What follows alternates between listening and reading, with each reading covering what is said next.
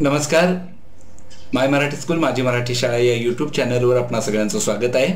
आज आपण पाहणार आहोत इयत्ता 9वी विषय गणित घटक संच, त्यामधील सराव संच 1.4 मधील प्रश्न 4 आणि 5. तत्पूर्वी आपण जर माय मराठी स्कूल माझी मराठी शाळा या यूट्यूब चॅनलला सबस्क्राईब केलं नसेल, सबस्क्राईब करून घ्या आणि जे बेलचा आयकॉन आहे त्यालाही क्लिक करा, जेणेकरून मी अपलोड केलेल्या व्हिडिओचे नोटिफिकेशन तुमच्यापर्यंत पोहोचतील. तर आता आपण प्रत्यक्षात व्हिडिओला सुरुवात करूया. चौथं उदाहरण जे आहे, एका शाळेतील इयत्ता 9वीच्या 220 विद्यार्थ्यांच्या आवडींचे सर्वेक्षण केले. त्यापैकी 130 विद्यार्थ्यांनी गिरिभ्रमणाची आवड आहे असे सांगितले व 180 विद्यार्थ्यांनी आकाश दर्शनाची आवड आहे असे सांगितले. 110 विद्यार्थ्यांनी गिरिभ्रमण आवडते व आकाश दर्शनही आवडते असे सांगितले. तर किती विद्यार्थ्यांना या दोन्हींपैकी कशाचीच आवड नाही? किती विद्यार्थ्यांना फक्त गिरिभ्रमण आवडते? किती विद्यार्थ्यांना फक्त आकाश दर्शन आवडते? 3 प्रश्न आहेत बघा. किती विद्यार्थ्यांना दोन्हीपैकी कशाचीच आवड नाही, किती विद्यार्थ्यांना फक्त गिरिभ्रमण आवडते आणि किती विद्यार्थ्यांना फक्त आकाश दर्शन आवडते. आपण पहिल्यांदा जी माहिती आहे ती लिहून घेऊ. एकूण विद्यार्थी NU बरोबर 220 विद्यार्थ्यांच्या आवडीचं सर्वेक्षण केले 9वी मधल्या. तर ते 220 हे झाले NU युनिव्हर्सल सेट म्हणूया आपण त्याला. गिरिभ्रमणाची आवड असणारे, डोंगरदऱ्या आवडणारे, किल्ले फिरणारे, तर हे गिरिभ्रमणाची आवड असणारे NA अक्षराने आपण दाखवतोय. NA बरोबर 130 विद्यार्थी आहेत. त्यांनी सांगितले गिरिभ्रमणाची आवड असणारे. ज्यांना आकाश दर्शनाची आवड आहे असे विद्यार्थी NB असे दाखवलेत आणि त्यात 180. त्यांनी जी माहिती दिली आहे ना तीच आपण लिहिलेली आहे. आणि गिरिभ्रमण व आकाश दर्शन दोन्हीची आवड असणारे NA/B बरोबर 110. छेद संच म्हणजे काय? समजा जे या ठिकाणी 2 संच दिले, त्या दोन्ही संचातील सामायिक घटक, त्या सामायिक घटकांच्या संचाला छेद संच म्हणतात. या ठिकाणी A संच B संच आहे. त्या दोन्ही संचातील जे सामायिक घटक आहेत त्यांचा जो संच होतो तो छेद संच A/B असा दाखवला आहे. आणि त्यात 110 विद्यार्थी आहेत, कारण ते म्हटलेलं आहे बघा इथे या ठिकाणी 110 विद्यार्थ्यांनी गिरिभ्रमण पण आवडते आणि आकाश दर्शनही आवडते असं सांगितलं. ठीक आहे. आता बघा NA संयोग B बरोबर काय? NA अधिक NB वजा NA/B, NA संयोग B. ठीक आहे. आता हे सूत्र मागे झालेलं आहे, पाठही झालेला असेल ना. आता NA संयोग B आपण काढतोय. तर ते काय? 130 NA आहे, NB 180 आहे आणि NA/B 110 आहे. जी माहिती दिली तीच मी लिहिलेली आहे. 130 अधिक 180 बरोबर 310 वजा 110 बरोबर 200 येईल ना. म्हणजेच NA संयोग B बरोबर 200. आता हे 200 विद्यार्थी असे आहेत की कदाचित एक तरी त्यांना आवड आहे, म्हणजे एक तर त्यांना गिरिभ्रमण आवडत असेल किंवा एक तर त्यांना आकाश दर्शन आवडत असेल किंवा त्यांना दोन्ही आवडत असेल. असे विद्यार्थी म्हणजे हे काय आहे? तर NA संयोग B म्हणजे 200 विद्यार्थ्यांना आवड आहेच. आणि त्यांनी काय विचारलं, किती विद्यार्थ्यांना या दोन्हीपैकी कशाचीच आवड नाही? मग दोन्हीपैकी कशाचीच आवड नसणारे विद्यार्थी काढायचे असतील तर NU म्हणजे एकूण विद्यार्थी किती आहेत? 220 आहेत. त्यांच्यातून हे आवड असणारे काढून टाका, म्हणजे राहिले ते आवड नसणारे विद्यार्थी. म्हणून दोन्हीपैकी कशाचीच आवड नसणारे विद्यार्थी बरोबर 220 वजा 200. बरोबर की नाही? 220 मधून 200 गेले तर किती राहतात? 20.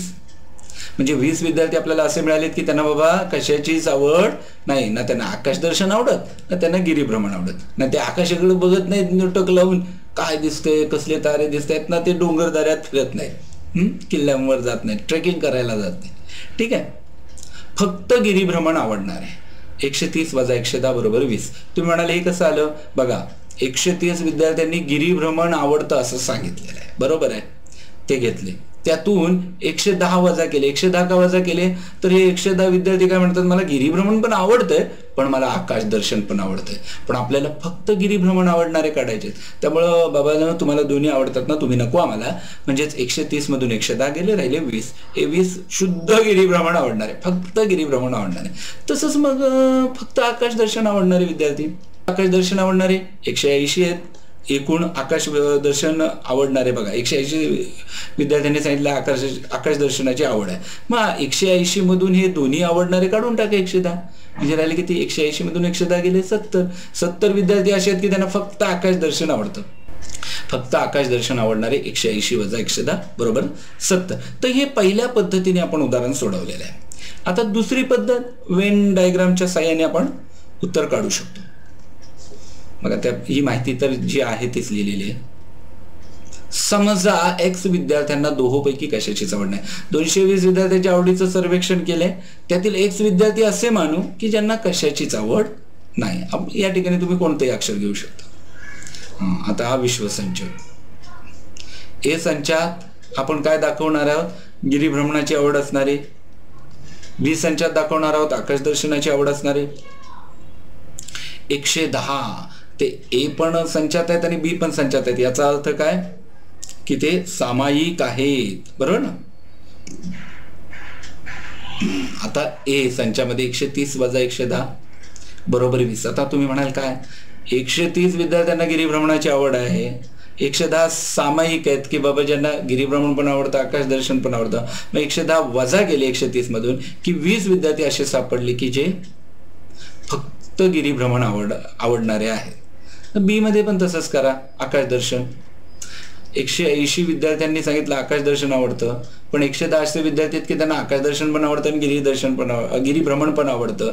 मग 180 मधून 110 गेले, राहिले 70 विद्यार्थी की त्यांना फक्त आकाशदर्शन आवडतं. ठीक आहे.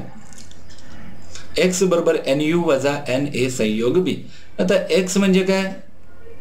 दोहोपैकी कशाचीच आवड नाही. ना त्यांना आकाशदर्शन आवडत ना त्यांना गिरिभ्रमण आवडत. मग ते एक्स काढायचंय तर हे एकूण विद्यार्थी जे आहेत ना 220 त्याच्यातून आपल्याला हे आवड असणारे विद्यार्थी काढून टाकायला लागतील. NA संयोग B. NU म्हणजे 220 आहे आपल्याला माहिती आहे एकूण विद्यार्थी, वजा NA संयोग B म्हणजे काय? बघा हे 20 घेतले, हे 110 घेतले आणि हे 70 घेतले, बरोबर की नाही. एक्स बरोबर 220 वजा 200 या दोघा तिघांची बेरीज केली तर 200 येते. 220 मधून 200 गेले 20. एक्स बरोबर 20 म्हणजेच हे 20 काय आहे? हे एक्स विद्यार्थी असे आहेत की त्यांना आकाशदर्शनही आवडत नाही आणि गिरिभ्रमणही आवडत नाही. 20 विद्यार्थ्यांना दोन्हीपैकी कशाचीच आवड नाही, फक्त गिरिभ्रमण आवडणारे. NA वजा NA छेद B. NA म्हणजे काय? 130. त्याच्यातून NA छेद B म्हणजे 110. 130 वजा 110 बरोबर 20. इथे ते काढलेलंच आहे आपण उत्तर. बघा फक्त आकाशदर्शन आवडणारे NB वजा NA छेद B. 180 वजा 110 बरोबर 70. तर अशा पद्धतीने दोन्ही पद्धतीने आपण हे उदाहरण सोडवलेलं आहे. 5वा प्रश्न. शेजारील वेन आकृतीवरून पुढील सर्व संच लिहा. A B A संयोग B U A dash B dash A संयोग B चा पूरक संच A संयोग B डॅश. ठीक आहे. आता बघा या ठिकाणी या आकृती. सर्वप्रथम A संच. बघा हा A संच आहे.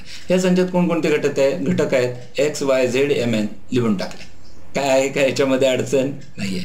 तसं B चं P Q R M N झालं. B संच पण झालं. बघा आता काय A संयोग B. A संयोग B म्हणजे हे सगळे घटक येणार. A संचातले पण आणि B संचातले पण सामायिक सुद्धा म्हणजे X Y Z M N P Q R झाले. A संयोग B लिहून झाला. U युनिव्हर्सल सेट म्हणजे हे सगळे घटक येणार म्हणजे X Y Z M N P Q R S T. हे बघा लिहून झाले X Y Z M N P Q R S T. आता A डॅश. A डॅश म्हणजे काय? A चा पूरक संच. मग A चा पूरक संच म्हणजे काय? A संचात जेवढे घटक आहेत ते काढून टाका, ते A डॅश मध्ये येणार नाहीत, राहिलेले सगळे A डॅश आहेत. म्हणजेच काय? X Y Z M N नको, P Q R S T हे A डॅश आहे. P Q R S T A डॅशचे घटक आहेत. A डॅश आहेत म्हणजे काय? A डॅशचे घटक आहेत. B dash. B संचातले घटक घेऊ नका म्हणजे झाले B डॅशचे घटक म्हणजे काय? M N P Q R नकोत आपल्याला म्हणजेच X Y Z S T. X Y Z S T. A संयोग B डॅश म्हणजे A संयोग B चा पूरक संच. मग एक संयोग B मध्ये हे जे घटक आहेत ना हे घेतले नाहीत की तुम्हाला A संयोग B डॅश मिळेल म्हणजे A संयोग B चा पूरक संच मिळेल. म्हणजे बघा काय? X नको, Y नको, Z नको, M नको, N नको, P नको, Q नको, R नको म्हणजे बघा X Y Z M N P Q R नको म्हणजे राहिले S T म्हणजे A संयोग B डॅश बरोबर S T. तर अशा पद्धतीने 5वाही प्रश्न आपला सोडून झालेला आहे. धन्यवाद. व्हिडिओ जर आपल्याला आवडला तर माय मराठी स्कूल माझी मराठी शाळा या YouTube चॅनलला जरूर लाईक शेअर कमेंट सबस्क्राईब करा आणि बेलच्या आयकॉनला क्लिक करा जेणेकरून मी अपलोड केलेल्या व्हिडिओचे नोटिफिकेशन तुमच्यापर्यंत पोहोचते. धन्यवाद.